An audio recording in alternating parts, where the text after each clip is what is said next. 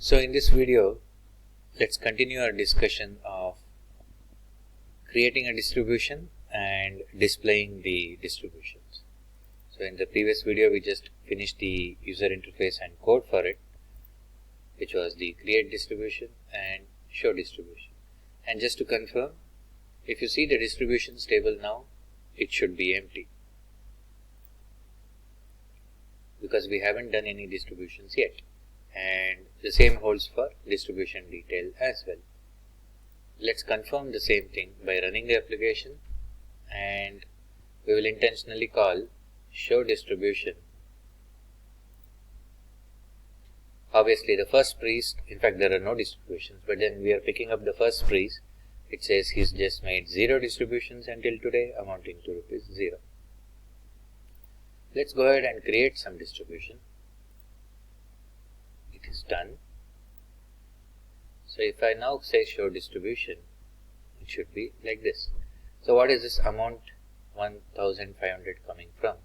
Remember, we are giving 100 pieces, or rather 100 sweet items and 100 rice items. So if we just go to the seed data we have and see what the costs are,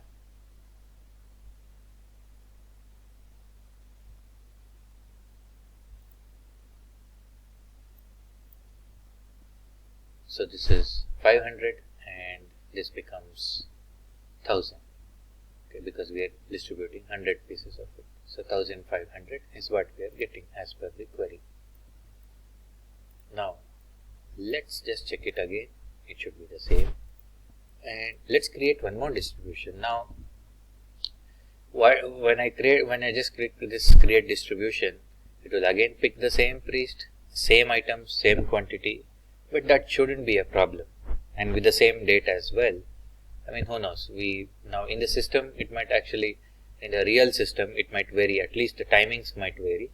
But now we are going back to back, and let's say the priest did this in the morning, and again once in the afternoon, and once in the evening, with the same items, the same priest for the same items, and it did for the same quantity as well. So I'll go ahead and click the priest created now. So 1500 and 1500 should be 3000 this time, and there should be 2 distributions which he should have made. So which is what we get, and we'll do it another time, and we get it so on.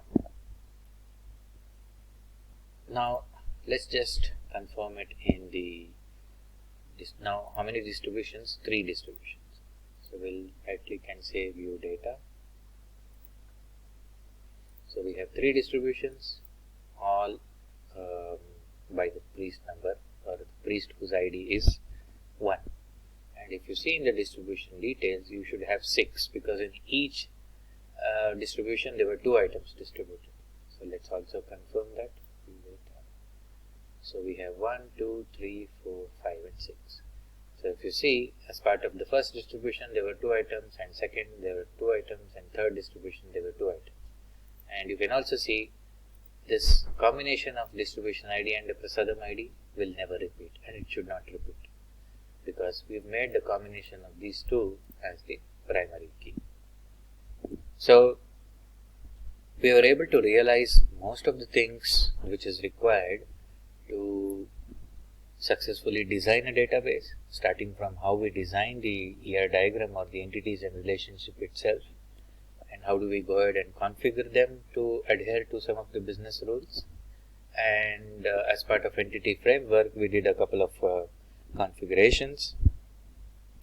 And if we look at the next part of it, one part is what exactly is this reverse engineering, okay? So that is something we will discuss in the next video.